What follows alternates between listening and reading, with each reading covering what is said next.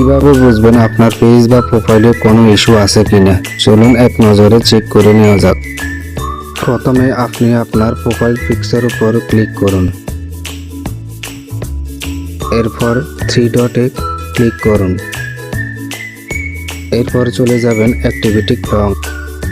এখানে দেখতে পাবেন এআরসি এবং টাস্ক। আপনি প্রথমে এআরসিতে ক্লিক করুন। এরপর স্টোরি এআরসিতে ক্লিক করুন।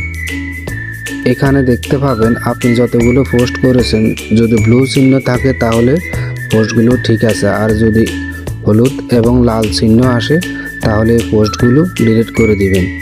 এরপর এখান থেকে ব্যাকে চলে যাবেন। এরপর চলে যাবেন টাস্কে।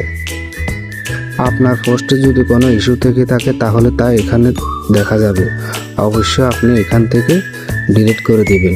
করে এই যে ডিলিট অপশন দেখছেন, এখান থেকে ক্লিক করে দিবেন, তাহলে ডিলিট হয়ে যাবে।